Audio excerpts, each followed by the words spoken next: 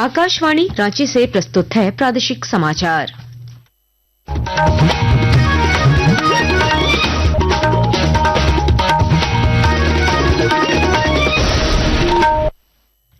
नमस्कार, प्रादेशिक समाचारों के साथ मैं कामिनी। पहले मुख्य समाचार। प्रधानमंत्री नरेंद्र मोदी आज सुबह 11 बजे आकाशवाणी पर मन की बात कार्यक्रम में लोगों से विचार करेंगे साझा। मुख्यमंत्री हेमंत सोरेन ने स्पेन और स्वीडन के निवेशकों को खनिजों की नीलामी और उपकरण निर्माण में निवेश के लिए दिया न्योता।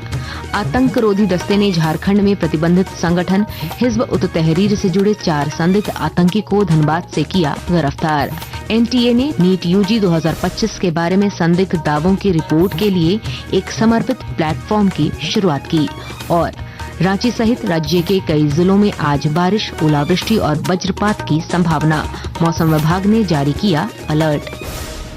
और अब समाचार विस्तार से। प्रधानमंत्री नरेंद्र मोदी आज सुबह 11 बजे आकाशवाणी से मन की बात कार्यक्रम में अपने विचार साझा करेंगे। यह इस मासिक रेडियो कार्यक्रम की 121वीं कड़ी होगी। आकाशवाणी और दूरदर्शन के समूचे नेटवर्क, आकाशवाणी समाचार की वेबसाइट और न्यूज ऑन मोबाइल ऐप पर कार्यक्रम सीधे प्रसारित होगा। आकाशवाणी समाचार, दूरदर्शन समाचार, प्रधानमंत्री कार्यालय तथा सूचना और प्रसारण मंत्रालय के यूट्यूब चैनलों पर भी इसका सीधा प्रसारण होगा। आकाशवाणी से हिंदी प्रसारण के तुरंत बाद मन की बात कार्यक्रम क्षेत्रीय भाषाओं में प्रसारित होगा।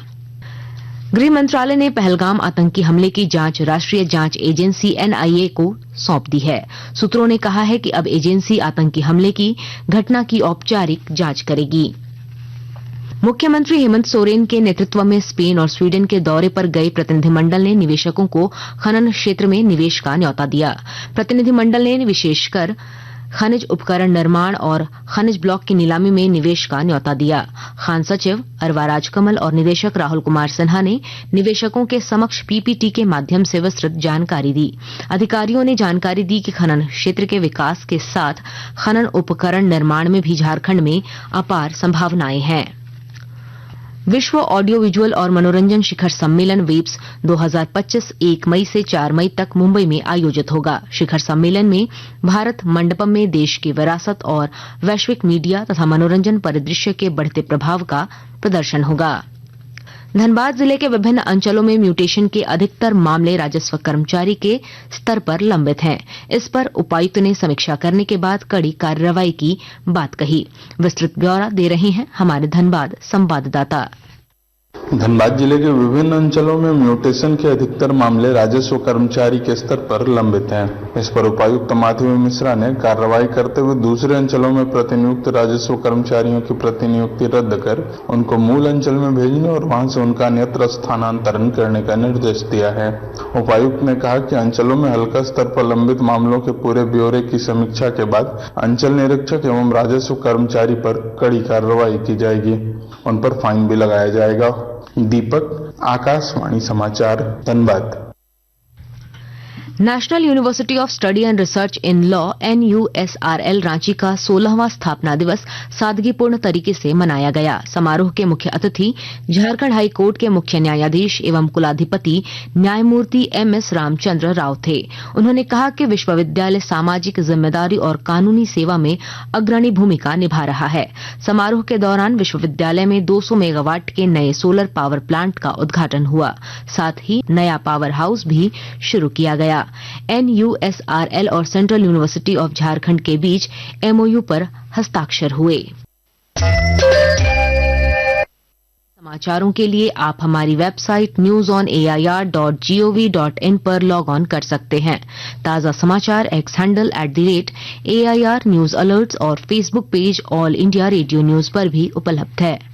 आप प्रादेशिक समाचार एकांश के X handle @AIR news _Ranchi और Facebook page Akashvani news Ranchi, Instagram page तथा YouTube channel AIR news Ranchi पर भी हमारे बुलेटिन सुन सकते हैं। प्रादेशिक समाचार आप आकाशवाणी रांची से सुन रहे हैं। आतंकरोधी दस्ते ने झारखंड में प्रतिबंधित संगठन हिजब उत तहरीर से जुड़े एक दंपत्ति सहित 4 संदिग्ध आतंकियों को धनबाद के वासेपुर क्षेत्र से गिरफ्तार किया है। इन लोगों के पास से लैपटॉप, पेन ड्राइव, स्मार्टफोन और अन्य इलेक्ट्रॉनिक गैजेट सहित 2 पिस्तौल और 12 कारतूस बरामद किए गए। इसके अलावा भारी मात्रा में प्रतिबंधित संगठनों से संबंधित दस्तावेज और पुस्तकें भी बरामद की गई हैं। एटीएस की ओर से बताया गया है कि हिजब उत तहरीर भारत में प्रतिबंधित संगठन है। इसे 10 अक्टूबर 2024 को प्रतिबंधित किया गया था। इस संगठन से जुड़े लोगों पर यह पहली कार्रवाई है। सरायकेला खरसावां जिले के नीमडी प्रखंड अंतर्गत झिमरी गांव में 2 पक्षों के बीच विवाद ने हिंसक रूप ले लिया है। प्राप्त जानकारी के अनुसार मामला एक लड़की के अपहरण से जुड़ा है। इस घटना से आक्रोशित परिजनों और स्थानीय ग्रामीणों ने आरोपी से जुड़े कई दुकानों में तोड़फोड़ करते हुए आग लगा दी। सूचना मिलते ही स्थानीय पुलिस बल के साथ जिला उपायुक्त रविशंकर शुक्ला और पुलिस अधीक्षक मुकेश लोनायत भी घटनास्थल पर पहुंचे और स्थिति को नियंत्रित करने का प्रयास किया। उपायुक्त रविशंकर शुक्ला ने कहा कि मामला अभी नियंत्रित है। उन्होंने आम लोगों से अफवाहों से बचने की अपील की है। फायर ब्रिगेड के माध्यम से आग पर नियंत्रण पाया गया है और फ्लैग मार्च करके यहाँ पर शांति व्यवस्था कायम किया गया है। तो वर्तमान में यह अनुरोध है कि यहाँ पर स्थिति पूरी तरह से नियंत्रण में है और किसी भी प्रकार के अफवाह को बढ़ावा न दें और किसी भी प्रकार की सूचना या किसी भी प्रकार के शिकायत की स्थिति में जिला प्रशासन, स्थानीय थाना, पुलिस प्रशासन को इसकी सूचना दें। जमशेदपुर के सीताराम डेरा थाना क्षेत्र में फर्नीचर की दुकान पर हवाई फायरिंग करने वाले 2 आरोपी को पुलिस ने गिरफ्तार कर लिया है। सिटी एसपी कुमार शिवासीस ने संवाददाताओं को बताया कि हर्ष फायरिंग में यह घटना हुई है। जमशेदपुर में पिछले 1.5 महीने में 3 हवाई फायरिंग के मामले आए हैं। हर्ष फायरिंग करना एक कानूनी अपराध है। भरी अपराध या वो लाइसेंसी हो या गैर लाइसेंसी हो। आर्म्स एक्ट का सेक्शन 25(9) है, उसको आप सभी जाके एक बार पढ़ लें। उसमें 2 साल की सजा है। हर्ष फायरिंग चाहे आपके पास लाइसेंसी हथियार हो या गैर लाइसेंसी हो तो फिर तो कोई बात ही नहीं है इसमें। There is a bigger problem at hand, but even with लाइसेंसी हथियार आप उसमें हर्ष फायरिंग नहीं कर सकते और यदि उसका उल्लंघन किया जाता है तो आपके विरुद्ध कानूनी कार्रवाई की जाएगी और 2 साल का सजा आपको मिलेगी। राष्ट्रीय परीक्षा एजेंसी एनटीए ने राष्ट्रीय पात्रता और प्रवेश परीक्षा नीट यूजी 2025 के बारे में संदिग्ध दावों की रिपोर्ट के लिए एक समर्पित प्लेटफॉर्म की शुरुआत की है। एजेंसी ने अभ्यर्थियों को गलत काम करने और झूठे दावों के साथ परीक्षार्थियों को धोखा देने की कोशिश करने वाले बेईमान लोगों के बहकावे में न आने का परामर्श दिया है। एजेंसी ने परीक्षार्थियों से इस तरह की भ्रामक जानकारी और इसे फैलाने वाले लोगों की रिपोर्ट 4 मई को शाम 5 बजे तक एजेंसी की आधिकारिक वेबसाइट पर जारी करने का भी अनुरोध किया है। रांची और जमशेदपुर के बाद झारखंड का तीसरा मौसम विज्ञान केंद्र देवघर में खुलेगा। इससे संथाल क्षेत्र को काफी लाभ मिलेगा।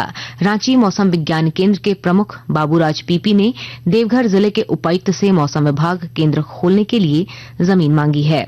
उन्होंने कहा है कि संथाल परगना में आकाशीय बिजली और थंडर स्टॉर्म की निरंतर निगरानी और चेतावनी के लिए डॉपलर वेदर रडार लगाने की आवश्यकता है। और अब मौसम का हाल। रांची समेत राज्य के विभिन्न हिस्सों में मौसम विभाग ने आंधी बारिश के साथ कहीं कहीं ओलावृष्टि को लेकर येलो अलर्ट जारी किया है। इसके साथ ही गरज के साथ वज्रपात को लेकर भी चेतावनी दी गई है। मौसम विभाग के अनुसार 30 अप्रैल तक तेज हवा के साथ बारिश की संभावना है। सलीमा टेटी की कप्तानी वाली भारतीय टीम का आज दोपहर ऑस्ट्रेलिया ए से मुकाबला होगा। इससे पहले कल भारतीय महिला हॉकी टीम को ऑस्ट्रेलिया दौरे पर अपने पहले मैच में हार का सामना करना पड़ा। मेहमान टीम को दमदार खेल दिखाने के बावजूद ऑस्ट्रेलिया ए से 3 के मुकाबले 5 गोल से शिकस्त झेलनी पड़ी। भारत शुरुआती क्वार्टर में ही 0-3 से पिछड़ गया था, लेकिन इसके बाद टीम ने ऑस्ट्रेलिया ए को कड़ी टक्कर दी। अंत में भारतीय टीम 2 गोल से पीछे रह गई। और अब अखबारों की सुर्खियां। रांची से प्रकाशित सभी प्रमुख अखबारों ने धनबाद में एटीएस की कार्रवाई की खबर को प्रमुखता से प्रकाशित किया है। दैनिक जागरण ने लिखा है, एटीएस ने आतंकी गतिविधियों में संलिप्त एक महिला समेत 4 संदिग्धों को दबोचा। प्रभात खबर लिखता है, केंद्र सरकार ने पहलगाम में हुए आतंकी हमले की जांच एनआईए को सौंपी, जांच जारी। सीजीएल परीक्षा मामले में बनारस से एक गिरफ्तार शीर्षक के साथ हिंदुस्तान ने इस खबर को पहले पन्ने पर प्रमुखता से प्रकाशित किया है। दैनिक भास्कर के शब्द हैं, भारत का खौफ, पाकिस्तान के प्रधानमंत्री गृहमंत्री ने कहा तटस्थ जांच के लिए तैयार। अंत में मुख्य समाचार एक बार फिर। प्रधानमंत्री नरेंद्र मोदी आज सुबह 11 बजे आकाशवाणी पर मन की बात कार्यक्रम में लोगों से विचार करेंगे साझा। मुख्यमंत्री हेमंत सोरेन ने स्पेन और स्वीडन के निवेशकों को खनिजों की नीलामी और उपकरण निर्माण में निवेश के लिए दिया न्यौता। आतंकरोधी दस्ते ने झारखंड में प्रतिबंधित संगठन हिजब उत तहरीर से जुड़े 4 संदिग्ध आतंकी को धनबाद से किया गिरफ्तार। एनटीए ने नीट यूजी 2025 के बारे में संदिग्ध दावों की रिपोर्ट के लिए एक समर्पित प्लेटफॉर्म की शुरुआत की। और रांची सहित राज्य के कई जिलों में आज बारिश, ओलावृष्टि और वज्रपात की संभावना, मौसम विभाग ने जारी किया अलर्ट। इसके साथ ही आकाशवाणी रांची से प्रादेशिक समाचार का ये बुलेटिन समाप्त हुआ। अगला प्रादेशिक मुख्य समाचार 10 बजे प्रसारित किया जाएगा। नमस्कार।